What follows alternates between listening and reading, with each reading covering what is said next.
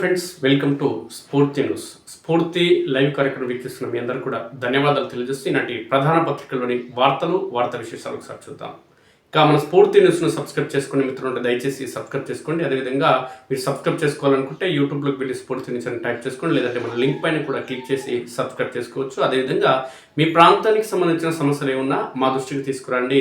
సమస్యల పరిష్కారం కోసం మేము కలిసి కృషి చేద్దాం. అందుకోసం మీ 8919793547 నెంబర్కి వాట్సాప్ లేదంటే సామాన్య కాల్ ద్వారా సమాచారం ఇవ్వచ్చు మిత్రులారా.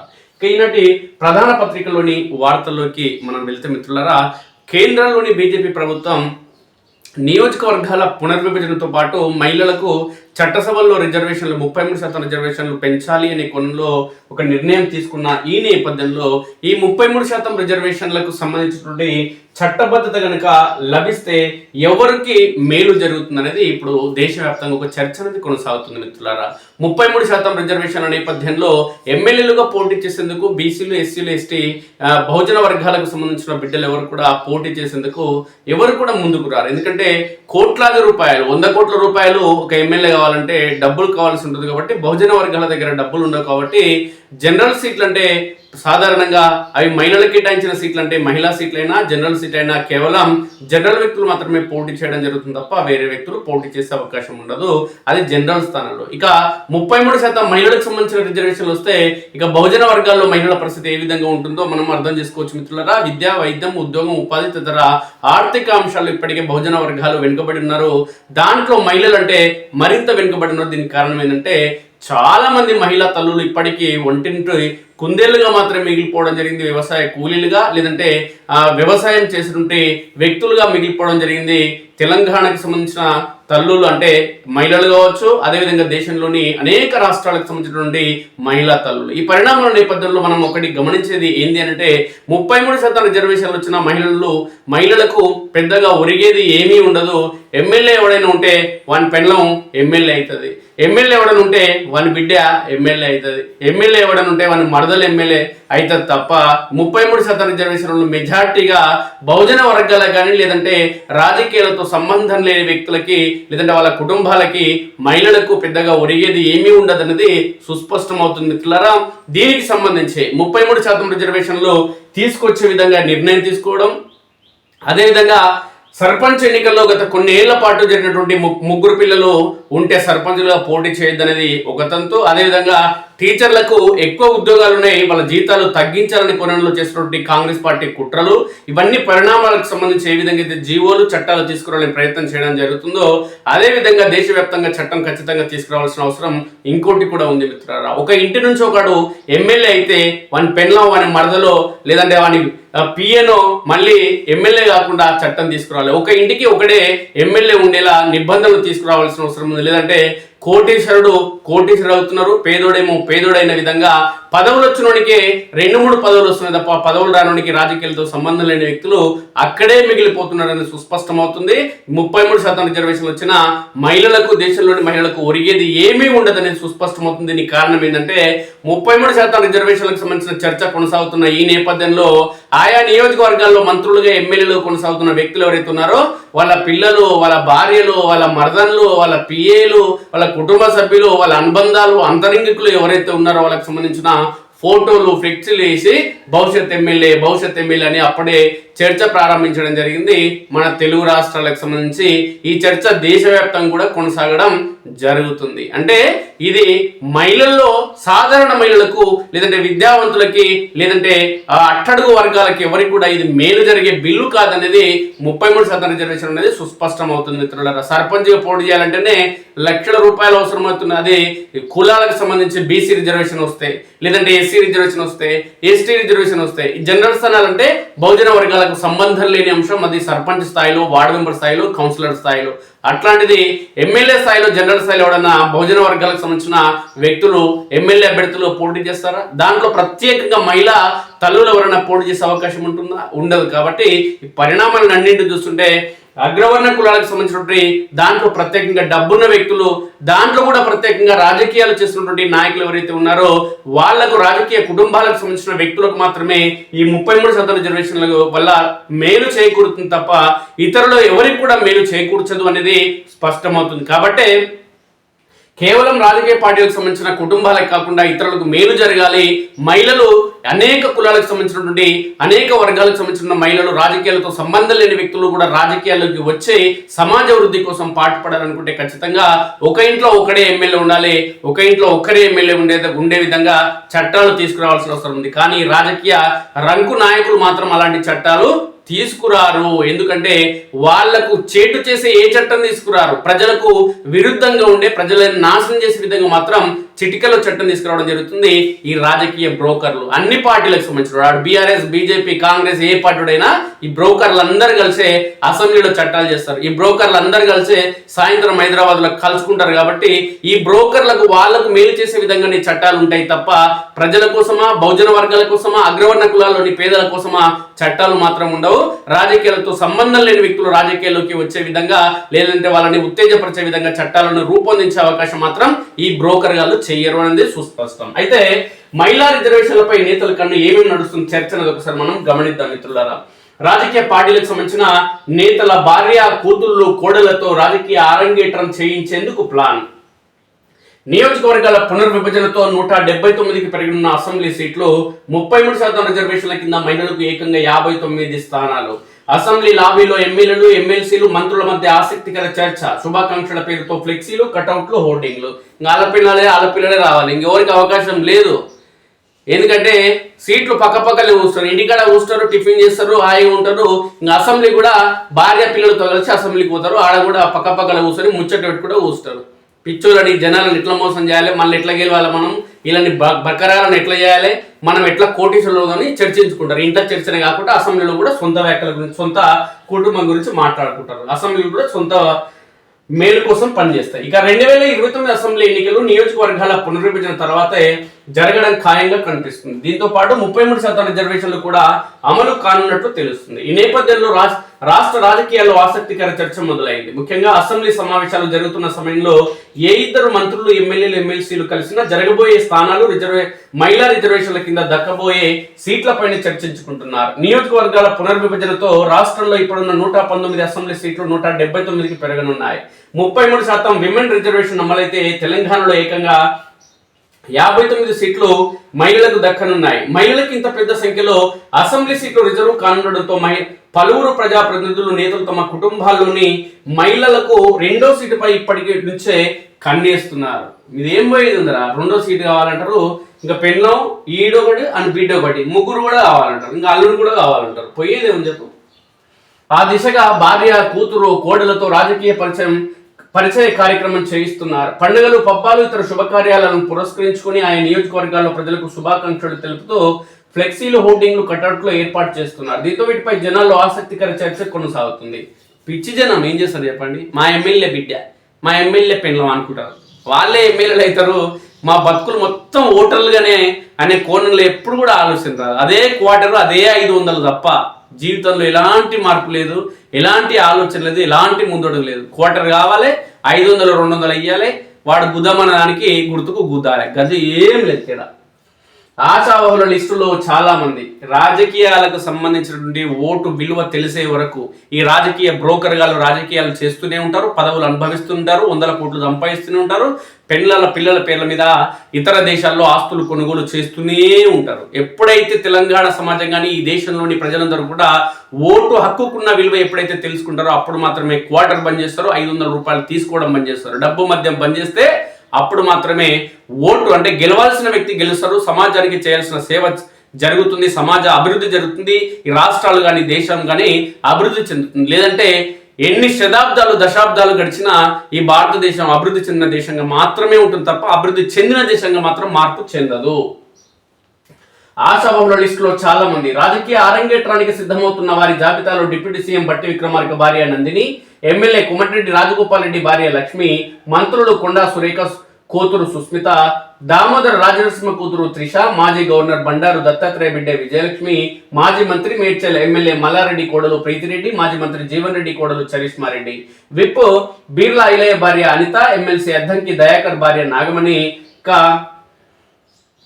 ఎమ్మెల్యే యశస్విని అత్త ఝాన్సీ రెడ్డితో పాటు మరికొందరు ఉన్నారు. బట్టి భార్య నందిని గత పార్లమెంట్ ఎన్నికల్లో ఖమ్మం సీట్ను ఆశించారు, కానీ కొన్ని సమీకరణల వల్ల టికెట్ దక్కలేదు. బట్టి డిప్యూటీ సీఎంగా రాష్ట్ర రాజకీయాల్లో బిజీగా ఉండడంతో ప్రస్తుతం మధిర నియోజకవర్గం బాధ్యతలను ఆమె స్వయంగా పర్యవేక్షిస్తున్నారు. ఇక కోమటిరెడ్డి రాజగోపాల్ రెడ్డి భార్య లక్ష్మి ఇప్పటికే రాజకీయాల్లో భర్తకు తోడుగా ఉంటున్నారు. ప్రతి ఎన్నికల్లో ఆమె భర్త తరపున స్వయంగా ప్రచారం చేస్తున్నారు. నియోజకవర్గ ప్రజలతో నేరుగా సంబంధాలు కొనసాగిస్తున్న ఆమె వారి బాగోగుల విషయంలో కూడా ప్రత్యేక శ్రద్ధ చూపుతున్నారు. గతంలోనే ఆమె జెడ్పీ చైర్పర్సన్, ఎమ్మెల్సీ కావడం కోసం రాజగోపాల్ రెడ్డి తీవ్ర ప్రయత్నాలు చేశారు. ఇక ప్రభుత్వ విప్ బీర్లా ఐలయ్య భార్య అనిత బీర్లా ఫౌండేషన్ పేరుతో నియోజకవర్గ ప్రజలకు సేవ అందిస్తున్నారు. ఎమ్మెల్సీ అద్దంకి దయాకర్ భార్య నాగమణి అద్దంకి వెంట రాజకీయాల్లో చాలా కాలంగా నేరుగా పాల్గొంటున్నారు. ఆమె ఎస్టీ కావడంతో ఎస్టీ మహిళా కోటాలో ఎమ్మెల్యే అయ్యేందుకు ఆసక్తి చూపుతున్నారు. కొండా సుస్మిత పేరుతో కటౌట్లు. మంత్రి కొండా సురేఖ కూతురు సుస్మిత ఇప్పటికే తల్లితో పాటు తండ్రి మురళి వెంట పరకాల నియోజకవర్గంలో విస్తృతంగా పర్యటిస్తున్నారు. ఆమె పేరు మీద స్థానికంగా భారీ ఫ్లెక్సీలు, కటౌట్లు వెలుస్తున్నాయి. వచ్చే ఎన్నికల్లో పరకాల నుంచి సుస్మిత పోటీ ఖాయమని ఆమె తండ్రి మాజీ ఎమ్మెల్సీ కొండా మురళి ఇప్పటికే ప్రకటించారు. దామోదర్ రాజనరసింహ కూతురు త్రిష కూడా తన వెంట తన తండ్రి ప్రాతినిధ్యం వహిస్తున్న నియోజకవర్గమైన ఆంతోల్లో రాజకీయ కార్యకలాపాల్లో చురుగ్గా పాల్గొంటున్నారు. మాజీ గవర్నర్ బండారు దత్తాత్రేయ కూతురు విజయలక్ష్మి ఇప్పటికే అలాయిబలై పేరుతో పలు సేవా కార్యక్రమాలు, దసరా సంస్కృతి సాంప్రదాయాలు, రుచులను జనాలకు అందిస్తున్నారు. మాజీ మంత్రి మేడ్చల్ ఎమ్మెల్యే మల్లారెడ్డి కోడలు ప్రీతిరెడ్డి వచ్చే ఎన్నికల్లో రాజకీయ అరంగేట్రం చేసేందుకు రంగం సిద్ధం చేసుకుంటున్నారు. మల్లారెడ్డి కొడుకులను మించి ఆమె ఎలివేట్ అవుతున్నారు. బీజేపీ నుంచి ఆమె ఎంట్రీ ఖాయమనే ప్రచారం సాగుతుంది. మాజీ మంత్రి జగిత్యాల మాజీ ఎమ్మెల్యే జీవన్ రెడ్డి తన కోడలు చరిష్మా రెడ్డిని తన వారసురాలుగా వచ్చే ఎన్నికల్లో రాజకీయ ప్రవేశం చేయించే ప్రయత్నాల్లో ఉన్నారు. ఇక పాలకుర్తి ఎమ్మెల్యే యశస్విన్ రెడ్డి అత్త పిసిసి ఉపాధ్యక్షురాలు ఝాన్సీ రెడ్డి ఇప్పటికే రాజకీయాల్లో చురుగ్గా కొనసాగుతున్నారు. గత అసెంబ్లీ ఎన్నికల్లో ఆమెను ఎమ్మెల్యేగా పోటీ చేసేందుకు అన్ని ఏర్పాట్లు ఆమె చేసుకున్నారు. చివరి క్షణంలో పౌరసత్వ సమస్య కారణంగా తన కోడల్ని రంగంలోకి దింపి అన్ని తానే గెలిపించుకున్నారు. ఇప్పుడు ఝాన్సీ రెడ్డి మహిళా రిజర్వేషన్ తన రాజకీయ ఎదుగుదలకు మంచి అవకాశంగా వినియోగించుకోవాలని భావించడం జరుగుతుంది. మొత్తానికి చూసి ఇక్కడ 99% వరకు 90 నుంచి 99% మొత్తం అగ్రవర్ణ కులాలకు సంబంధించిన వాళ్ళే రాజకీయాల్లో మహిళా రిజర్వేషన్లు వినియోగించుకునేందుకు అవకాశాలు ఉన్నాయి అనడానికి ఒక నిదర్శనంగా మనం చెప్పుకోవచ్చు. కేవలం ఏదైనా ఎస్సీ ఎస్టీ రిజర్వేషన్ ఉంటే చెప్పలేం తప్ప ఇక వేరే రిజర్వేషన్లు ఏవచ్చినా మొత్తం వాళ్ళకే అనేది స్పష్టమవుతుంది. ఎమ్మెల్యేల భార్యలు, మంత్రుల భార్యలు, ఎమ్మెల్యేల పిల్లలు, మంత్రుల పిల్లలే ఈ మహిళా ఎమ్మెల్యేలు కానున్నారనేది సుస్పష్టమవుతుంది. బహుజన వర్గాలు కానీ సమాజంలోని నిరుపేదలు కానీ విద్యావంతులు, మేధావులు చట్టసభలకు వెళ్లేందుకు ఛాన్స్ లేదు అనడానికి మనలో ఉన్నటువంటి చట్టాలు రూపొందించే స్థాయిలో ఉన్నటువంటి అగ్రవర్ణ కులాలు, రాజకీయ నేతలు వీళ్ళందరూ కూడా ఒక తాటి పక్షులే. జనాభా మాది అధికారం మీద. తెలుగు రాష్ట్రాల్లో రజకులకు రాజకీయంగా తీవ్ర అన్యాయం. బడుగులకు చట్టసభల్లో ప్రాతినిధ్యం దక్కినప్పుడే సమస్యల పరిష్కారం. బహుజనుల గొంతుకైన విజయక్రాంతిని ఆదరించాలి. రాష్ట్ర రజక ప్రజాప్రతినిధుల సమ్మేళనంలో ఏఐబిఎస్పి జాతీయ కోఆర్డినేటర్ డాక్టర్ పూర్ణచంద్రరావు. విజయక్రాంతి పత్రిక తెలంగాణ ఉద్యమాన్ని ఉవ్వెత్తున ఎగిరేలా చేసినటువంటి సిఎల్ రాజం కేసీఆర్ కు వెన్నుదన్నుగా ఉండి తెలంగాణ ఉద్యమంలో క్రియాశీలక పాత్ర పోషించడం జరిగింది. అప్పుడు పత్రిక పెట్టి, కానీ కేసీఆర్ మోసం వల్ల ఆయన బయటికి వచ్చిండు. కేసీఆర్ కు ముఖ్యమంత్రి పదవి వచ్చిన తర్వాత సిఎల్ రాజాను పక్కన పెట్టడం జరిగింది. కానీ సిఎల్ రాజం తెలంగాణ ప్రజల కోసం ఆయన నిరంతరం పనిచేయడం జరుగుతుంది.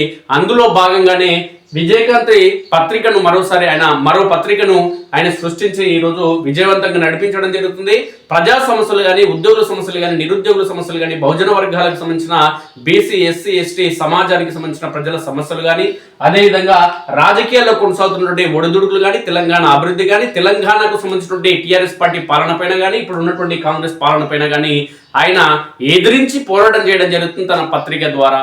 ప్రభుత్వాలు ఏ విధంగా ప్రజలను మోసం చేయడం జరుగుతుంది, ప్రజలను మోసం చేసేందుకు కుట్రలు ఏ విధంగా చేయడం జరుగుతుందంటూ విజయక్రాంతి పత్రిక ద్వారా ఆయన స్పష్టంగా అనునిత్యం ప్రధాన కథనాలను ప్రచురించడం జరుగుతుంది. కాబట్టి విజయక్రాంతికి సంబంధించినటువంటి బహుజన వర్గాల గొంతుగా, ప్రధానంగా బీసీల గొంతుగా ఉన్నటువంటి ప్రతి పత్రికను ఖచ్చితంగా మనందరం కూడా ఆదరించాలంటూ విజయక్రాంతికి సంబంధించినటువంటి జాతీయ కోఆర్డినేటర్, ఏఐబిఎస్పి జాతీయ కోఆర్డినేటర్ విజయక్రాంతి పత్రిక గురించి డాక్టర్ పూర్ణచంద్రరావు పేర్కొనడం జరుగుతుంది. మిత్రులారా, ఈ జనాభా దామాషా ప్రకారం బడుగు బలహీన వర్గాలకు చట్టసభల్లో సంస్థానం దక్కినప్పుడే వారి దశాబ్దాల సమస్యలకు శాశ్వత పరిష్కారం లభిస్తుంది. కాంగ్రెస్ పార్టీ కామారెడ్డి డిక్లరేషన్ లో ఇచ్చిన 42% బీసీ రిజర్వేషన్ల హామీని అమలు చేయలేదు. అగ్రవర్ణాలకు ఈడబ్ల్యూఎస్ కింద 10% రిజర్వేషన్ గతంలో కేసీఆర్ ప్రభుత్వం రాత్రికి రాత్రి అమలు చేసింది. ఎందుకంటే వాళ్ళ కులమోళ్ళు ఉంటారు కాబట్టి అలా అమలు చేసుకున్నాడు అగ్రవర్ణ కులాలు. కానీ బీసీలు ఎవడైతే ఎమ్మెల్యేలు అవుతారో, బీసీలు ఎవడైతే మంత్రి అవుతాడో, బీసీలు ఎవడైతే ఎమ్మెల్సీ అవుతాడో వీడు చట్టసభలలో నోరు తెరుస్తారు ఈ దొంగలు. ఎందుకంటే వానికి వ్యక్తిగత ప్రయోజనాలు తప్ప, వాని కుటుంబ ప్రయోజనాలు తప్ప, కుటుంబ ఆస్తుల సంపాదన తప్ప బీసీ వర్గాలు కానీ వీళ్ళకి పట్టడం లేదు. కాబట్టి బీసీ సమస్యలు అనేది ఎక్కడికక్కడ ఉంటున్నాయి. బహుజనుల గొంతుకైన విజయక్రాంతిని ఆదరించాలి. రాష్ట్ర రజక ప్రజాప్రతినిధుల సమ్మేళనంలో ఏఐబిఎస్పి జాతీయ కోఆర్డినేటర్ డాక్టర్ పూర్ణచంద్రరావు పేర్కొన్నారు. ఓట్లు బీసీలవే, సీట్లు బీసీలవే, అధికారం బీసీలదే కావాలన్న బహుజన నాయకుడు కాంచీరాం నినాదాన్ని స్ఫూర్తిగా తీసుకుని రజకులు బహుజనులు ఐక్యంగా రాజ్యాధికారం సాధించే దిశగా అడుగులు వేయాలని AIBSP all India coordinator doctor J Purnachandrarao పిలుపునిచ్చారు. జనాభా దామాష ప్రకారం బడుగు బలహీన వర్గాలకు ఎప్పుడైతే చట్టసభల్లో సంస్థానం దక్కుతుందో అప్పుడే వారి దశాబ్దాల సమస్యలకు పరిష్కారం లభిస్తుందని ఆయన స్పష్టం చేశారు. గురువారం హైదరాబాద్ లోని రవీంద్ర భారతిలో రాష్ట్ర రజక సర్పంచులు, ఉప సర్పంచులు, వార్డు మెంబర్ల సమ్మేళనం అత్యంత కోలాహలంగా జరిగింది. కార్యక్రమానికి ముఖ్య అతిథిగా హాజరైన పూర్ణచంద్రరావు మాట్లాడుతూ తెలుగు రాష్ట్రాల్లో రజకులకు, బహుజనులకు జరుగుతున్న రాజకీయ, సామాజిక అన్యాయాలపై తీవ్ర స్థాయిలో ధ్వజమెత్తారు. రాష్ట్ర జనాభాలో రజకులు 2% పైగా ఉన్నప్పటికీ చట్టసభల్లో వారి ప్రాతినిధ్యం నామమాత్రంగానే ఉందన్నారు. ఈ విషయంలో రాజకీయ పార్టీలు చూపుతున్న పక్షపాత వైఖరిని లెక్కలతో సహా ఆయన వివరించారు. కమ్మ సామాజిక వర్గం జనాభా కన్నా రజకులు 3 రెట్లు ఎక్కువ ఉన్నారని, అయినప్పటికీ 4 కమ్మ ఎమ్మెల్యేలు ఉంటే అందులో ఒకరికి మంత్రి పదవి దక్కిందని గుర్తు చేశారు. అలాగే వెలమల కన్నా రజకులు 8 రెట్లు ఎక్కువ జనాభా కలిగి ఉంటే ఏకంగా 13 వెలమ ఎమ్మెల్యేలు అసెంబ్లీలో అడుగు పెట్టారని, అందులోనూ ఒకరికి మంత్రి పదవి ఇచ్చారని తెలిపారు. ఇక రెడ్డి సామాజిక వర్గం నుంచి ఏకంగా 43 మంది ఎమ్మెల్యేలు, ఒక ముఖ్యమంత్రి, పలువురు మంత్రులు ఉన్నారని ఆయన లెక్కలు చెప్పారు. కానీ జనాభా పరంగా అత్యంత బలమైన రాజకీయ సామాజిక వర్గమైనటువంటి రజక సామాజిక వర్గం నుంచి ఏకైక ఎమ్మెల్యేకు కనీసం మంత్రి పదవి ఎందుకు ఇవ్వలేదని ఆయన సూటిగా నిలదీశారు. ఇది కేవలం యాదృచ్ఛికం కాదని, బీసీలను ఉద్దేశపూర్వకంగా రాజ్యాధికారానికి దూరం చేసేందుకు రెడ్డి, కమ్మ, వెలమ కులాలు నాయకులు చేస్తున్న కుట్రగా ఆయన అభివర్ణించారు. రాజకీయంగానే కాకుండా సామాజికంగా కూడా రజకులకు రక్షణ కరువైందని పూర్ణచంద్రరావు మండిపడ్డారు. కొమ్మెర గ్రామంలో ఓ సర్పంచ్ అహంకారం కారణంగా రజక కుటుంబానికి చెందిన పసికందు ప్రాణాలు కోల్పోతే ఆ రెడ్డి సర్పంచ్ పై నేటికి ప్రభుత్వం గాని అధికారులు గాని కఠిన చర్యలు తీసుకోలేదని, దీన్ని బట్టి బడుగులకు రక్షణ ఎంత లోపించిందో అర్థం చేసుకోవచ్చని ఆవేదన వ్యక్తం చేశారు. కనీసం ఆ బాధిత కుటుంబం తరపున పోరాడేందుకు ఒక్క రజక ఎమ్మెల్యే కూడా ఉన్నటువంటి ఒక రజక ఎమ్మెల్యే కూడా ముందుకు రాకపోవడం బహుజన సమాజానికి సిగ్గుచేటని పేర్కొన్నారు. ఇదే జరుగుతుంది మన దగ్గర. బీసీ కులాల నుంచి బీసీ అయినందుకే, వాడు బీసీ కులంలో పుట్టినందుకే, బీసీ తల్లిదండ్రులకు పుట్టినందుకే వానికి ఒక పదవి వస్తే, ఓ ఎమ్మెల్సీ, ఓ ఎంపీ, ఓ మంత్రి అయితే ఆ దొంగ మళ్ళీ బీసీల కోసం పనిచేస్తలేడు. అక్కడనే దెబ్బతింటుంది మన బీసీల చైతన్యం. బీసీలు కూడా వీనికి ఎందుకు ఓటేస్తే వీడు గెలిచి పదవి చేపట్టి వీడు ఉద్ధరించేది లేదు, సచ్చేది కాదు, వీనికి ఎందుకు ఓటేయాలని చెప్పి బీసీ ఓటర్లు అక్కడనే వానికి బీసీలకు ఓటేయకుండా వెనకడుగు వేయడం జరుగుతుంది. ఎందుకంటే అనేక దశాబ్దాలుగా బీసీలను అనేక మందిని గెలిపించడం జరిగింది బీసీ ప్రజలు. కానీ బీసీ కులాల్లో పుట్టి పెరిగి పదవులు అనుభవించిన దొంగలు మళ్ళీ బీసీ కులాల గురించి పట్టించుకోవడం లేదు. కాబట్టి ఈరోజు బీసీలకి రాజకీయంగా అది అంతే పట్టు అనేది సాధించలేకపోతున్నారు మిత్రులారా ఒక రకంగా. ఇక రాజకీయ హామీల అమలులోని ప్రభుత్వాలు బీసీలను మోసం చేస్తున్నాయని విమర్శించారు. కాంగ్రెస్ పార్టీ ఎన్నికలకు ముందు కామారెడ్డి డిక్లరేషన్ లో ఇచ్చిన 42% రిజర్వేషన్ల హామీని ముఖ్యమంత్రి రేవంత్ రెడ్డి అమలు చేయడంలో పూర్తిగా విఫలమయ్యారని విమర్శించారు. అగ్రవర్ణాలకు ఈడబ్ల్యూఎస్ కింద 10% రిజర్వేషన్లు ఇవ్వాలని కేంద్రంలో నరేంద్ర మోడీ ప్రభుత్వం నిర్ణయించిన వెంటనే రాష్ట్రంలో నాటి కేసీఆర్ ప్రభుత్వం రాత్రికి రాత్రి అమలు చేస్తుందని, కానీ బీసీల రిజర్వేషన్ల పెంపు పట్ల మాత్రం మీరు ఎందుకు స్పందించలేదని ఆయన ప్రశ్నించారు. బీసీలు ఐక్యంగా ఒక్కతాటిపైకి రాకుండా యాదవ్, గౌడ, ఇతర బీసీ కులాల మధ్య ఆధిపత్య వర్గాల రాజకీయ నాయకులే చిచ్చు పెడుతూ పబ్బం గడుపుతున్నారని తీవ్ర ఆగ్రహం వ్యక్తం చేశారు. ఇక పెరిగిన రజకుల ప్రాతినిధ్యం, తెలంగాణ స్థానిక సంస్థల్లో రజకుల ప్రాతినిధ్యం పెరగడం కొంత ఊరటనిస్తుందని ఆయన అన్నారు. ప్రస్తుతం 118 మంది సర్పంచులుగా, 200 మందికి పైగా ఉప సర్పంచులుగా, 2200 మంది వార్డు సభ్యులుగా రజకులు గెలవడం సంతోషకరమన్నారు. అయితే రాబోయే రోజుల్లో ఈ సంఖ్య కనీసం రెట్టింపు కావాలని ఆకాంక్షించారు. సర్పంచులుగా ఉన్నవారు కేవలం గ్రామాలకే పరిమితం కాకుండా అసెంబ్లీ, లోక్సభ, రాజ్యసభ మెట్లు ఎక్కేలా ఎదగాలని, అందుకు ఎస్సీ, ఎస్టీ, మైనార్టీ వర్గాలతో కలిసి ఐక్యంగా పనిచేయాలని, చట్టసభల సాక్షిగా మేమెంతో మాకంతాని నినదించాలని దిశానిర్దేశం చేశారు. ఈ సమ్మేళనంలో రజకుల సంక్షేమం, హక్కుల సాధన కోసం పలు కీలక తీర్మానాలు చేసి ప్రభుత్వం ముందు ఉంచారు. సామాజికంగా, ఆర్థికంగా అత్యంత వెనుకబడిన రజకులను తక్షణమే ఎస్సీ జాబితాలో చేర్చాలని వారు ముక్త కంఠంతో డిమాండ్ చేశారు. రాష్ట్రంలో దాడులను అరికట్టేందుకు ప్రభుత్వం తక్షణమే బీసీ రక్షణ చట్టాన్ని తీసుకురావాలని, జనాభా ప్రాతిపదికన బీసీలకు తెలంగాణలో 42%, ఆంధ్రప్రదేశ్లో 52% రిజర్వేషన్ చట్టబద్ధంగా కల్పించాలని కోరారు. ఆధునిక డ్రై క్లీనింగ్ పరిశ్రమలో రజకులను ప్రభుత్వం భాగస్వాములను చేయాలని జీవో 343 ప్రకారం రాష్ట్రంలోని చెరువుల వద్ద ఉన్న దోబీఖానా స్థలాలపై కేవలం రజకులకే పూర్తి హక్కులు కల్పించాలని విజ్ఞప్తి చేశారు. శారీరక శ్రమతో కూడిన వృత్తి కాబట్టి 50 ఏళ్లు దాటిన ప్రతి వృత్తిదారుడికి రజకులకు పెన్షన్ సదుపాయం కల్పించడంతో పాటు ప్రభుత్వ రంగ సంస్థల్లో ఖాళీగా ఉన్న దోబీ పోస్టులను వెంటనే భర్తీ చేయాలని డిమాండ్ చేశారు. యాదగిరిగుట్ట, భద్రాచలం తదితర అన్ని ప్రధాన దేవాలయాల్లో డ్రైవర్స్ కాంట్రాక్టులు టెండర్లతో సంబంధం లేకుండా కేవలం రజకులకి కేటాయించేలా ప్రత్యేక ఉత్తర్వులు ఇవ్వాలని సదస్సు వేదికగా తీర్మానించారు. సమావేశం అనంతరం సమ్మేళనానికి విచ్చేసిన వివిధ గ్రామాల సర్పంచులు, ఉప సర్పంచులను నిర్వాహకులు ఘనంగా సన్మానించారు. ఈ కార్యక్రమంలో retired IAS T Chiranjeevulu, BC Samaj అధ్యక్షుడు సంగెం సూర్యారావు, సీనియర్ బీసీ నాయకులు విజయ్ కుమార్, మన తొలి వెలుగు టీవీ చీఫ్ రఘు, ఇటీవల ఎన్నికైన రజక కులానికి చెందిన సుమారు 50 మంది సర్పంచులు, రజక సంఘాల నాయకులు సందర్భంగా పాల్గొనడం జరిగింది. పాల్గొనడమే కాదు, ఇక్కడ విన్నటువంటి సమాచారం ఏదైతుందో ఈ సమాచారాన్ని మళ్ళీ గ్రామాలకు తీసుకువెళ్ళాలి. గ్రామాల్లోని ప్రజలను కూడా చైతన్యవంతులు చేయాలి. అప్పుడు మాత్రమే బహుజన వర్గాలకు సంబంధించినటువంటి బాసట అనేది లభిస్తుంది, గ్రిప్ అనేది వస్తుంది. మిత్రులారా, భద్రాచలం రామాలయ అభివృద్ధికి 586 కోట్లు, 3 విడతలుగా నిధులు మంజూరు. తొలి విడతగా 351 కోట్లు జీవో జారీ. నేడు సీఎం రేవంత్ రెడ్డి చేతుల మీదుగా పనులకు శంకుస్థాపన. రాములూరి కళ్యాణానికి సర్వం సిద్ధం. నేడు రాష్ట్రాల సీఎంలతో ప్రధాని మోదీ భేటీ. వీడియో కాన్ఫరెన్స్ ద్వారా సమావేశం. పశ్చిమాసియా యుద్ధం, సంక్షోభంపై చర్చ. కేంద్రంతో కలిసి టీమ్ ఇండియా పనిచేయాలని ఇటీవల పిలుపునిచ్చిన ప్రధానమంత్రి నరేంద్ర మోడీ.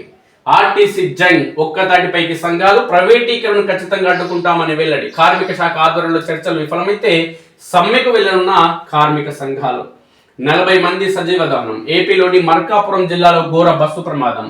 స్ట్రక్ అయిన బస్సు స్టీరింగ్, కంకర లారీని ఢీకొన్న ప్రైవేటు ట్రావెల్స్. 28 మందికి గాయాలు. బతుకు తెరువుకు తెలంగాణ వచ్చి స్వగ్రామాలకు వెళ్తూ 8 మంది మృతి.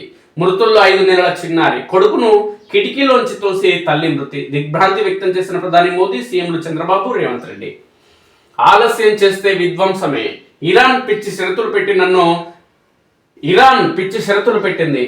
ఇరాన్ సుప్రీం లీడర్ గా ఉండమంటున్నాడు. ట్రంప్ గారిని ఇరాన్ ప్రజలంట, ఇరాన్ ప్రజలను చంపిండు, వీడు యుద్ధం చేస్తుండు, వాళ్ళ ఆస్తులను ధ్వంసం చేసిండు ఈ ట్రంప్ గాడు. కానీ ఈయనకి ఈడే మాట్లాడుకుంటుండే పిచ్చోడా, ఈయనకి బుద్ధి లేదా, ఈయన బుద్ధి మందగించిందా, ఉన్న మైండ్ పనిచేస్తారో తెలియదు. ఇరాన్ ప్రజలంటే ఈయనను కోరుకుంటున్నారంట. అయ్యా ట్రంప్ వచ్చి మా ఇరాన్ సుప్రీం లీడర్ నువ్వే ఉండు నాయన అంటున్నారంట. సుప్రీం లీడర్ అంటే మొత్తం ఆయన దేశానికి మొత్తం ఆయననే కర్త కర్మక్రియ. ఇరాన్ దేశానికంట సుప్రీం లీడర్ ఉండమని చెప్పి ట్రంప్ను అడుగుతున్నారంట. ఈ బతుకులో నా చెప్పు, ఈ రోజుకో మాట వీడు. బ్రోకర్ అంటే బ్రోకర్, ఈయనకంటే బ్రోకర్ ఈ ప్రపంచంలో ఎవరు? బ్రోకర్ అవార్డు ఇస్తే వీనికే ఇవ్వాలి. ప్రపంచ నెంబర్ 1 బ్రోకర్ ఎవరండి? ట్రంప్ గారికి ఇవ్వాలి.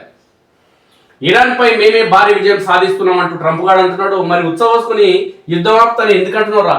యుద్ధం ముగింపునకు చర్చలు జరుగుతున్నాయి. అమెరికా అధ్యక్షుడు డొనాల్డ్ ట్రంప్ ఇజ్రాయెల్ దాడుల్లో ఇరాన్ నేవీ చీఫ్ అలీరెటా టాంగ్జిరి మృతి.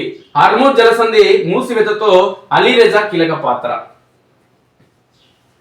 ఇక భారత్ కు హోర్ముజ్ స్వాగతం. జలసంధి వద్ద మరో 4 దేశాలకు అనుమతి. మా మిత్ర దేశాలకు సంబంధించిన నౌకలను నిలిపివేయబోమన్న ఇరాన్. అమెరికా, ఇజ్రాయెల్ తో పాటు గల్ఫ్ దేశాల నౌకలకు నో ఎంట్రీ. ఇరాన్ విదేశాంగ మంత్రి అబ్బాస్ అరాగ్బీ పేర్కొన్నారు. ఈ కాంగ్రెస్ పార్టీ దద్దమ్మలు కొంతమంది ఉంటారు ఈ దేశంలో, పనికి మానవ దద్దమ్మలు. పొద్దున లేస్తే మోడీని, బీజేపీని తిట్టనికే తప్ప దేనికి పనికిరారు దద్దమ్మలు. ఆ దద్దమ్మలకు తెలవాలి. ప్రపంచంలో 4 దేశాలకు మాత్రమే అనుమతించింది హార్మూజ్ జలసంధి నుంచి రవాణా చేసుకునేందుకు. గ్యాస్ కావచ్చు, పెట్రోల్, డీజిల్. ఇరాన్ దేశం దాంట్లో నెంబర్ 1 భారత్. అంటే భారత్ ఉన్నటువంటి ప్రధాన పాత్ర ఏంటనేది ఈ కాంగ్రెస్ దద్దమ్మలకి ఇప్పటికైనా తెలవాలి, మోడీని వ్యతిరేకించే దద్దమ్మలకి. దావోస్ పర్యటనతో 2.19 కోట్ల పెట్టుబడులు. విపక్షాలు చేస్తున్న విష ప్రచారం సరికాదు.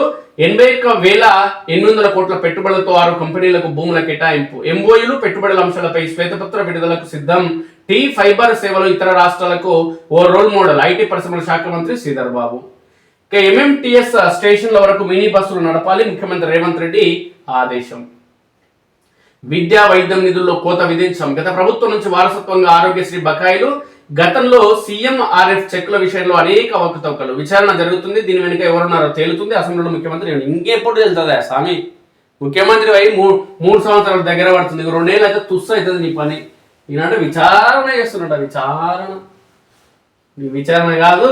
రేవంత్ ఆ కేసీఆర్ని ఇంటికే వీగలేదు మీ కాంగ్రెస్ పార్టీ, అదే కేటీఆర్ని ఇంటికే వీగలేదు మీ కాంగ్రెస్ పార్టీ. ఏది చేయలేదు మీరు, మీతో ఏది కాదు. ఎందుకంటే మీ మీద ఎక్కువ కేసులు ఉన్నాయి, మళ్ళీ అధికారులకు వస్తే మీకు ఉచ్చబడుతుందని. ఇక బీసీ పద్దుపై వాడి వేడి చర్చ. కాంగ్రెస్ కు ఓటేసి బీసీలు బాధపడుతున్నారంటూ బీఆర్ఎస్ నాయకులు అంటున్నారు. సుఖమైన పిల్లలు మీకు ఓటేసి మీరు సంతోషంగా ఉన్నారా? మీరు దొంగలే, వాళ్ళు దొంగలేరా? వీడని ప్రతిష్టంభన. అమెరికా ఇరాన్ చర్చలపై పడని ముందడుగు. పశ్చిమాసియాలో బలగాల మోహరింపు పెంచుతున్న వాషింగ్టన్. తమకు చర్చల ఉద్దేశమే లేదన్న టెహరాన్. ఒప్పందం కుదిరే అవకాశాలు బలంగా ఉన్నాయన్న ట్రంప్ రాయబారి. హర్మూజ్ లో భారత నౌకల ప్రయాణానికి ఇరాన్ అనుమతి. యుఏఈపై దాడిలో భారతీయుడి మృత్యువార్త. ఈ IRGC నౌకాదళపతిని చంపేసిన ఇజ్రాయెల్. పెట్రోల్ డీజిల్ కి కొరత లేదు, 60 రోజులకు సరిపడా నిల్వలున్నాయంటూ కేంద్ర ప్రభుత్వం స్పష్టం చేసింది. ముఖ్యమంత్రులతో ప్రధానమంత్రి నరేంద్ర మోడీ వర్చువల్ భేటీ. హర్మూజ్ లో గ్రీన్ సిగ్నల్. వాణిజ్య నౌకాయానానికి కీలకమైన హార్మూజ్ జలసంధిని ఉపయోగించుకోవడానికి భారత్ కు అనుమతించింది ఇరాన్. పార్లమెంటరీ పార్టీ నేతగా నేపాల్లో ఇటీవల ఎన్నికల్లో చారిత్రక విజయం సాధించిన RSP పార్లమెంటరీ పార్టీ నేతగా బాలేంద్ర షా ఎన్నికయ్యారు. వృద్ధి బాటలో హెల్త్ ఇన్సూరెన్స్ రంగంలో ప్రీమియం ఆదాయం 2024-25లో 9% వృద్ధితో 1.2 లక్షల కోట్లు దాటింది. 2 నెలల దాకా నో ఫికర్. దేశంలో 60 రోజులకు సరిపడా ముడి చమురు నిల్వలు ఉన్నాయి. ఇక ఎవరు ఆందోళన చెందాల్సిన అవసరం లేదంటూ కేంద్రం సూచించింది. సిలిండర్లకు సంబంధించి 2 నెలల వరకు నిల్వలు ఉన్నాయి. దేశంలోని ప్రజలు ఎక్కడ కూడా ఇబ్బందులు పడద్దు, టెన్షన్ పడద్దు అంటూ కేంద్ర ప్రభుత్వం పేర్కొంది. ఒక్క క్లిక్ తో సమస్త భూ సమాచారం. సొల్లు కబుర్లు చెప్పాలంటే కాంగ్రెస్ లో నెంబర్ 1. 2 నుంచి సమీకృత భూభారతి షురు. సర్వే నుంచి రిజిస్ట్రేషన్ వివరాల దాకా అన్ని ఒకే గొడుగు కిందికి. తొలుత 5 మండలాల్లో ప్రయోగాత్మకంగా అమలు. ఫలితాలను బట్టి మార్పులతో రాష్ట్రం అంతటా. ప్రతి సర్వే నెంబర్ కు భూదార నెంబర్. మంత్రి పొంగులేటి శ్రీనివాసరెడ్డి అంటూ ఏది మాట్లాడినా అది అమలు కాదు, ఆయనతో ఏది కాదు. ఇక ముస్లింల ఓట్లే కీలకం.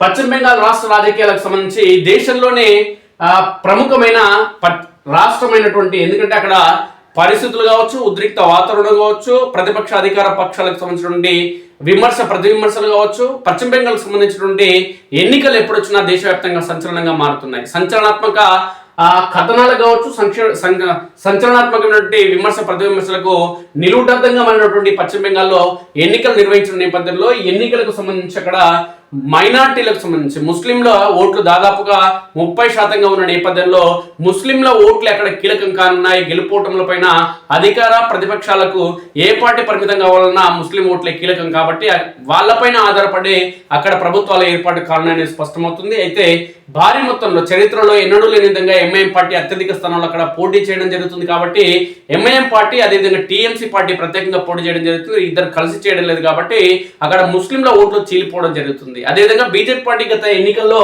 పార్లమెంట్ ఎన్నికల్లో అద్వితీయమైన మెజార్టీ స్థానాలను గెలుచుకోవడం జరిగింది. కాబట్టి ఆ పరంపర కొనసాగుతూ ఈసారి ఖచ్చితంగా పశ్చిమ బెంగాల్లో గెలవాలనే కృతనిశ్చయంతో అక్కడ పనిచేయడం జరుగుతుంది. కాబట్టి ఖచ్చితంగా బీజేపీకి మెరుగైన అవకాశాలు ఉంటాయి. మన స్ఫూర్తి ఛానల్ ద్వారా మనం చెప్పడం జరుగుతుంది ఏంటంటే విశ్వసనీయ సమాచారం ప్రకారం ఖచ్చితంగా పశ్చిమ బెంగాల్లో బీజేపీ గెలవబోతుంది, దాంట్లో డౌట్ లేదు. మమతా బెనర్జీ టీఎంసీ అధినేత మమతా బెనర్జీ ఇక బెడ్రూమ్ కు పరిమితం కావడం ఖాయం. మన కేసీఆర్ ఇట్లా ఫామ్ హౌస్ కు పరిమితం అయినట్లు. చూద్దాం ఒకసారి. పశ్చిమ బెంగాల్ రాజకీయాల్లో ఎత్తులకు పై ఎత్తులతో పాటు కులాలు, మతాలు, ప్రాంతీయ సమీకరణలే ప్రధాన భూమిక పోషిస్తున్నాయి. బెంగాల్ ఓటర్లలో దాదాపు 30% మంది ముస్లింలే. దాంతో అక్కడి పార్టీల తలరాతను మార్చగలిగే శక్తిగా ముస్లింలు ఎదగడం జరిగింది. ఈ ముస్లింలు ఈరోజు అక్కడ ఎంఐఎం పార్టీకి, టీఎంసీ పార్టీకి ఓట్లు వేసేందుకు విడిపోవడం జరుగుతుంది కాబట్టి బీజేపీకి మేలు జరగడం ఖాయం. ముస్లింల ఓట్లే కీలకం. పశ్చిమ బెంగాల్ రాజకీయాలను దిశానిర్దేశం చేసేది 27 నుంచి 30% ముస్లింలే. సుమారు 110 స్థానాల్లో వారి ప్రాబల్యమే అధికం. ముస్లింల మద్దతుతో 3 సార్లు గద్దెనెక్కిన మమత. పథకాల అమలులో భాగస్వామ్యం. రక్షణకు భరోసాతో ముస్లింలు మమత వైపే. వారి ఓట్లను చీల్చి హిందూ ఓట్లను ఐక్యం చేయడంలో నిమగ్నమైన కాషాయ పార్టీ. హుమాయూన్ కబీర్ ఎంట్రీతో కొత్త రాజకీయ అలజడి. అతడు ఓవైసీ వంటి వాడంటూ విశ్లేషణలు. పశ్చిమ బెంగాల్లో రాజకీయ వాగ్బాణాలు, ప్రత్యేక వ్యూహాలు, ఎత్తులకు పై ఎత్తులు సహజం. కానీ వాటిని మించి కులాలు, మతాలు, ప్రాంతీయ సమీకరణలే ప్రధాన భూమిక పోషిస్తున్నాయి. బెంగాల్ ఓటర్లలో దాదాపు 30% మంది ముస్లింలే. దాంతో అక్కడి పార్టీల తలరాతను మార్చగలిగే శక్తిగా ముస్లింలు ఎదిగారు. దీంతో ఈసారి వాళ్ళు ఎవరికి పట్టం కడతారనే చర్చ మొదలైంది. ముఖ్యంగా తృణమూల్కు మొదటి నుంచి ముస్లింలు అండగా ఉంటూ వస్తున్నారు.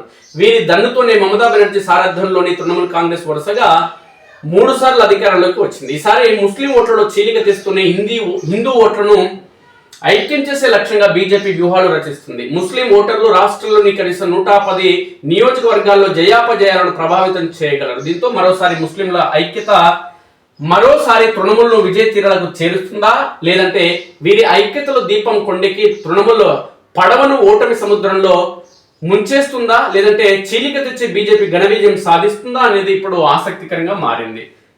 పథకాలతో లబ్ధి పొందిన ముస్లింల మద్దతు వెనుక కేవలం రాజకీయ ప్రచారం మాత్రమే కాకుండా పక్కాగా అమలు చేసిన వ్యూహాలు, సంక్షేమ కార్యక్రమాలు, సామాజిక సమీకరణలు ఉన్నాయి. ముఖ్యంగా టీఎంసీ ప్రభుత్వం అమలు చేస్తున్న సంక్షేమ పథకాలు ముస్లిం వర్గాల్లో గట్టి మద్దతును ఏర్పరిచాయి. మహిళల కోసం లక్ష్మీ బండార, విద్యార్థుల కోసం సబూజ్ సాతి, మహిళల విద్యను ప్రోత్సహించే కన్యాశ్రీ వంటి పథకాలు సమాజంలోని పేద మధ్యతరగతి వర్గాలకు ప్రత్యక్ష లాభం చేకూర్చాయి. ఈ పథకాలు మతాలకు అతీతంగా అమలయ్యాయి. దీంతో ముస్లిం వర్గాలు ఈ పథకాల నుంచి ఎక్కువ లబ్ధి పొందాయి. మైనార్టీ వర్గాలకు టీఎంసీ ప్రభుత్వం ప్రత్యేక దృష్టి పెట్టింది. ఆ వర్గాలపై మదర్సాల అభివృద్ధి, ముస్లిం విద్యార్థులకు స్కాలర్షిప్లు, మతపరమైన నాయకులకు గౌరవ వేతనాలు వంటి చర్యలు ప్రభుత్వం మన కోసం పనిచేస్తుందని భావనను ముస్లింలు బలంగా నాటాయి. ఈ భావన రాజకీయంగా టీఎంసీకి కీలక మద్దతుగా మారింది. గడిచిన 10 ఏళ్లుగా ప్రధాన పోరు బీజేపీ టీఎంసీల మధ్య నెలకొంది. బీజేపీ హిందూ రాజకీయాలతో పోలిస్తే టీఎంసీ సర్వమత సహకార భావన ముస్లింలను ఆ పార్టీకి దగ్గర చేస్తుందని తెలుస్తుంది. ముస్లింల ఈ రక్షణాత్మక భావన తమ గెలుపునకు భరోసా అని టీఎంసీ నేతలు ఆశిస్తున్నారు. టీఎంసీ అయితేనే తమ ప్రయోజనాలకు పరిరక్షణగా నిలబడుతుందనే యోచన ముస్లింలలో బలంగా నాటుకుపోయింది. ఈ ఐక్యతే టీఎంసీకి గతంలో గంపగుత్తగా ఓట్లు పడేలా చేసింది. స్థానికంగా ముస్లిం నాయకత్వానికి టీఎంసీ అత్యధిక ప్రాధాన్యం ఇస్తుంది. పార్టీ తరపున ముస్లిం అభ్యర్థులకు టికెట్లు ఇవ్వడం, ప్రాంతీయ నాయకులను ప్రోత్సహించడంతో ప్రజల్లో ప్రాతినిధ్యం ఉన్న భావన పెరిగింది. ఇది ఓటర్లతో నేరుగా అనుబంధాన్ని ఏర్పరిచింది. ఇక ముర్షిదాబాద్, మాల్దా, అదేవిధంగా ఉత్తర దినాజ్పూర్, దక్షిణ 24 పరగణాలు వంటి ముస్లిం ప్రభావిత జిల్లాల్లో టీఎంసీకి బలమైన క్యాడర్ ఉంది. గ్రామ స్థాయి నుంచి బూత్ స్థాయి వరకు పార్టీ వ్యవస్థ చురుగ్గా పనిచేస్తుంది. ఎన్నికల సమయంలో ఓటును సమీకరించడంలో ఇవన్నీ కీలకంగా మారాయి. ప్రతిపక్ష పార్టీల బలహీనత టీఎంసీకి అనుకూలంగా మారింది. ఒకప్పుడు కాంగ్రెస్, లెఫ్ట్ పార్టీలకు ఒకంత ముస్లిం ఓటు బ్యాంకు ఉండేదైతే క్రమంగా 2 పార్టీలు ప్రభావం కోల్పోవడంతో ప్రత్యామ్నాయం లేక ముస్లింలు టీఎంసీని ఆశ్రయించడం జరిగింది. ఇక కబీర్ మరో ఓవైసీ అవుతారా? తృణమూల్కు చెందిన ఎమ్మెల్యే హుమాయూన్ కబీర్ చర్యలు రాష్ట్ర రాజకీయాల్లో కొత్త చర్చకు దారితీశాయి. బాబ్రీ మసీదు నమూనాలో మసీదు కడతానంటూ ఆయన మొదలుపెట్టిన రాజకీయాలు తీవ్ర అలజడిని రేపుతున్నాయి. కబీర్తో ముస్లిం ఓటు విభజనకు గురయ్యే అవకాశం ఉందని రాజకీయ విశ్లేషకులు అంచనా వేస్తున్నారు. కబీర్తో ఎంఐఎం అధినేత అసదుద్దీన్ ఓవైసీ కలిసిపోవడంతో సుమారు 10 నుంచి 15% వరకు ఓటు చీలిపోయే ఆస్కారం ఉంది. ఈ చీలిక నేరుగా తృణమూల్ కాంగ్రెస్ ముస్లిం ఓటు బ్యాంకు గండి కొడుతుంది. వీరిద్దరూ కలిసి 140 స్థానాల్లో పోటీలో ఉంటారన్న అంచనాలు తృణమూల్ను కంగారు పెడుతున్నాయి. ముర్షిదాబాద్, మాల్దా వంటి జిల్లాల్లో హుమాయూన్ కబీర్ ప్రభావం అత్యధికంగా ఉండే అవకాశం ఉంది. ఈ పరిణామాలను బీహార్ రాజకీయాలతో పోలుస్తున్నారు. అక్కడ అసదుద్దీన్ ఓవైసీ నేతృత్వంలోని ఎంఐఎం సీమాంచల్ ప్రాంతంలో ముస్లిం ఓటును విభజించి ప్రాంతీయ రాజకీయ సమీకరణను ప్రభావితం చేసింది. ఆర్జేడీ ఓటమికి పరోక్షంగా కారణమైంది. ఇప్పుడు అచ్చం అలాగే హుమాయూన్ కబీర్ కారణంగా ముస్లిం ఓటు చీల్చితే టీఎంసీ విజయావకాశాలు తగ్గి బీజేపీ అధికార పీఠానికి చేరువయ్యే అవకాశాలు మెండుగా ఉన్నాయని రాజకీయ విశ్లేషకులు 100% నమ్ముతున్నారు. కాబట్టి తృణమూల్ కాంగ్రెస్ అధినేత్రి పని ఈసారి ఖతం కావడం ఖాయం. హిందువులను ఐక్యం చేసే పనిలో కమలదళం. బెంగాల్ రాజకీయాల్లో బీజేపీ ఎదుగుదల వెనుక ఉన్న ప్రధాన వ్యూహాల్లో ఒకటి ముస్లిం ఓటును విభజించడం, రెండోది హిందూ ఓటును ఐక్యంగా మార్చడం. ఈ ద్వంద్వ వ్యూహమే 2019 నుంచి పార్టీని బెంగాల్లో ముందుకు నడిపిస్తుంది. ముస్లిం ఓటర్లు గంపగుత్తగా ఒకే పార్టీకి ఓటు వేయకుండా వాళ్ళను 2-3 పార్టీల వైపు చూసేలా చేయడం బీజేపీ లక్ష్యంగా కనిపిస్తుంది. ప్రత్యక్షంగా ముస్లిం ఓటర్లను ఆకర్షించే ప్రయత్నం కన్నా కాంగ్రెస్ లెఫ్ట్ చిన్న ప్రాంతీయ పార్టీల వైపు ముస్లిం ఓటర్లు చూసేలా బీజేపీ పరోక్ష రాజకీయాలకు శ్రీకారం చుట్టిందని వార్తలు వచ్చాయి.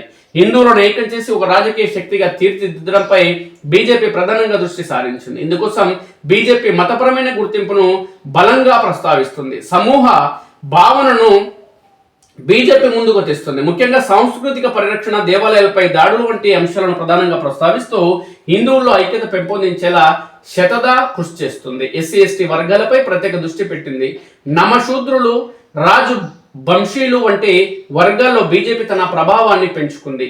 పౌరసత్వ సవరణ చట్టం వంటి అంశాలను ఈ వర్గాల మధ్య ప్రస్తావించడం ద్వారా తమ మద్దతును బలోపేతం చేసేందుకు ప్రయత్నిస్తుంది. ఇక జంగిల్ మహల్ వంటి ఆదివాసీ ప్రాంతాల్లో కూడా పార్టీ ప్రభావం పెంచుకుంది. బెంగాల్ ఉత్తర ప్రాంతాల్లో హిందువుల జనాభా ఎక్కువ. ఇక్కడ బీజేపీ తన బలాన్ని మరింతగా పెంచుకునే ప్రయత్నం చేయడం జరుగుతుంది. మొత్తానికి గత ఎన్నికల ప్రభావం ఏ విధంగా ఉంది అనేది, గత 3 ఎన్నికలకు సంబంధించిన బలాబలాలు ఎట్లున్నాయో ఒకసారి మనం చూస్తే, గత అసెంబ్లీ ఎన్నికల్లో టీఎంసీ బలం ఎట్లుంది, బీజేపీ బలం ఎట్లుంది, కాంగ్రెస్ బలం ఎట్లుంది, లెఫ్ట్ బలం ఎట్లుంది అని ఒకసారి చూస్తే, కాంగ్రెస్ అదే విధంగా లెఫ్ట్ పార్టీల బలాలు పూర్తిగా తుడిచిపెట్టిపోవడం జరిగింది. ఇక చెప్పాలంటే వెస్ట్ బెంగాల్లో ఆ పార్టీలు అనేది లేకుండా పోవడం జరిగింది అనేది సుస్పష్టం మిత్రులారా.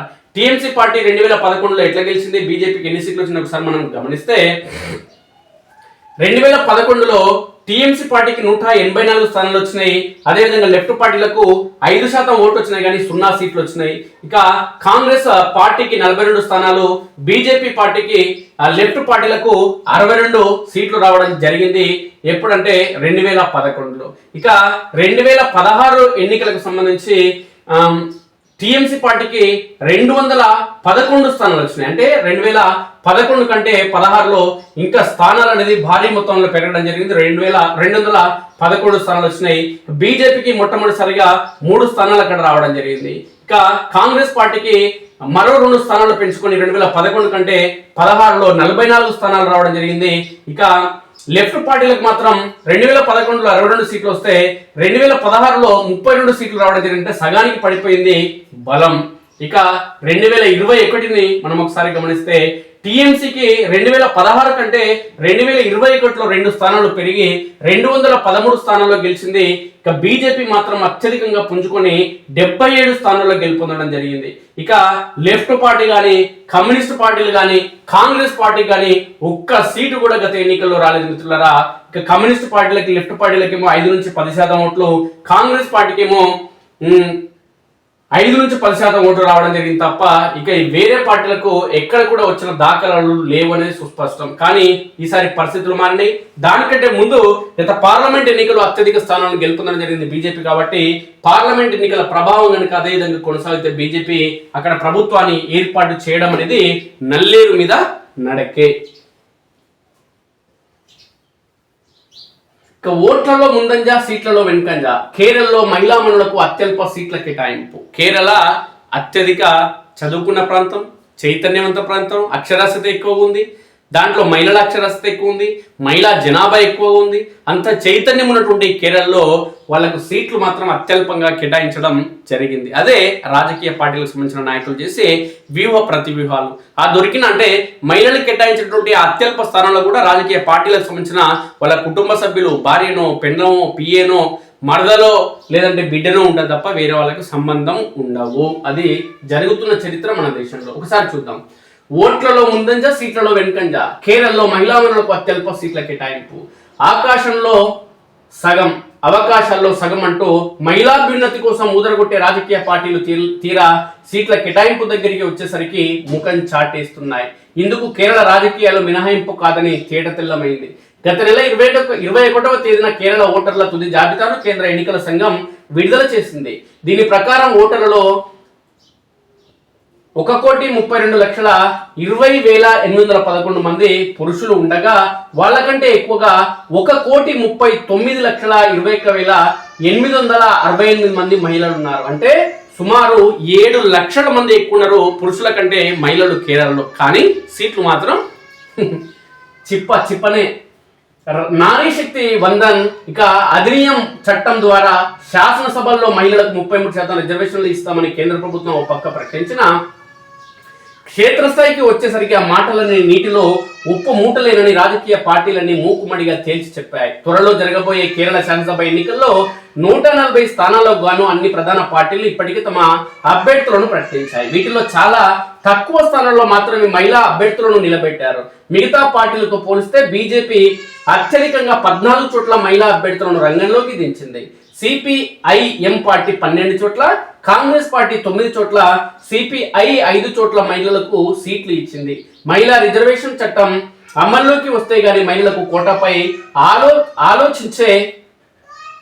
ఆలోచించేది లేదని రాజకీయ పార్టీల ఆలోచనగా ఉందని తాజా కేటాయింపులతో తేలిపోయింది. అయితే విపక్ష యుడిఎఫ్ కూటమిలో భాగస్వామి అయిన ఇండియన్ యూనియన్ ముస్లిం లీగ్ చరిత్రలో తొలిసారి 2 మహిళలకు సీట్లు ఇవ్వడం విశేషం. 1957లో కేరళ శాసనసభ ఆవిర్భవించింది. అప్పటి నుంచి గణాంకాలను పరిశీలిస్తే ఏ ఒక్క శాసనసభలోనూ మహిళా ఎమ్మెల్యేల ప్రాతినిధ్యం కనీసం 10% చేరుకోలేదు. పార్టీలు మహిళలకు సీట్లు ఇవ్వడానికి మొదటి నుంచి విముఖత చూపుతున్నాయని ఏప్రిల్ 9న బరిలోకి దిగనున్న Congress sitting MLA PC Vishnunath అన్నారు. శక్తి సామర్థ్యాలున్న మహిళా నేతలు ఎలాంటి చట్టం కోటా లేకుండానే సీటు సాధించి విజయ తీరాలకు చేరగలరు. కానీ దురదృష్టవశాత్తు రాష్ట్రంలో ప్రతి పార్టీ గెలుపు గుర్రాలని నమ్ముకుంటుంది. మహిళా అభ్యర్థి అని కాకుండా ఇతరత్ర అంశాలను ప్రాతినిధ్యాన్ని ఇస్తూ సీటు కేటాయింపుపై తుది నిర్ణయం తీసుకుంటున్నాయని పేర్కొన్నారు. ఇక ఎల్డీఎఫ్ కూటమి మొత్తంగా 18 మంది మహిళలకు సీట్లు ఇచ్చింది. ఇది ఏమాత్రం సరిపోదు, మాకు సీట్లు పెరగాలని ప్రతిసారి గట్టిగా చెప్తున్నాం. పార్టీలు హామీలు ఇస్తున్నాయి, తీరా అభ్యర్థుల తుది జాబితా బయటకు వచ్చేసరికి పరిస్థితి తారుమారవుతుందని సీనియర్ సిపిఐఎం నాయకురాలు all India democratic women's association ఐద్వా జాతీయ కార్యదర్శి పీకే శ్రీమతి అసహనం వ్యక్తం చేశారు. కేరళలో మహిళా ఓటర్లను ఆకర్షించేందుకు మోదీ సర్కార్ హఠాత్తుగా మహిళా రిజర్వేషన్ చట్టంపై మాట్లాడుతుంది. దమ్ముంటే తక్షణం ఆ చట్టం అమల్లోకి తేవాలని ఆమె వ్యాఖ్యానించింది. కేరళలో ఏప్రిల్ 9వ తేదీన పోలింగ్ జరగనుంది. మే 4న ఓట్ల లెక్కింపు పెడతారు. అక్క మోడీ టక్కున దేనికి ఆయన ఇంట్లో ఉండాలి, ఏమన్నా చాయ్ గ్లాస్ తేనిక లేకుంటే బిస్కెటా, టక్కున దేనికే ప్రతిపక్షాలు ఆమోదించాలి, మద్దతు ఇవ్వాలి, దాని గురించి చర్చ జరగాలి. ఊకైనా టక్కున మోడీకి దమ్ముంటే టక్కున దేవాలంట. సంక్షేమానికి సర్కారు దోకా చేసింది, బీసీలకు ఏటా 20,000 కోట్ల హామీ ఇచ్చి పచ్చి మోసం చేసిన అంటున్నాడు ఈయన శ్రీనివాస్ యాదవ్. సొక్కమైన పిల్లాడు. అసెంబ్లీతో ఆటల, ప్రజా సమస్యలు పక్కన పెట్టి ఎమ్మెల్సీలకు క్రీడల, చర్చను పక్కదో పట్టించేందుకు ప్రభుత్వం ఎత్తుగడ, సంక్షోభ సమయంలో ఇదేం బాధ్యత రాహిత్యం అంటూ కేటీఆర్ నీతి పలుకులు పలుకుతున్నాడు. ఇక స్పీకర్ కు హైకోర్టు నోటీసులు, ఫిరాయింపుదారులు కడియం, అదేవిధంగా సంజయ్ కు సైతం ట్రిబ్యునల్ హోదాలో ఇచ్చిన తీర్పును రద్దు చేయాలని బీఆర్ఎస్ ఎమ్మెల్యేల పిటిషన్. ఇప్పటికే 7గురికి నోటీసులు, 16న ధర్మాసనం విచారణ. ఏం ధర్మాసనాలు ఏముంటాయి చెప్పు? డబ్బున్నోనికి, అధికారం ఉన్నోనికి, పదవులు ఉన్నోనికి, అధికార పార్టీలకు ఈ విధంగా వస్తారు. దాంట్లో ఏం ఉపయోగం లేదనేది సుస్పష్టమవుతుంది. సమాజం పైన గౌరవం అనేది తగ్గుతుంది మిత్రులారా. ఇవి నాటి ప్రధాన పత్రికలోని వార్తా విశేషాలు మిత్రులారా. మన స్ఫూర్తి న్యూస్ను సబ్స్క్రైబ్ చేసుకుని మిత్రులు దయచేసి సబ్స్క్రైబ్ చేసుకోండి. Thank you very much.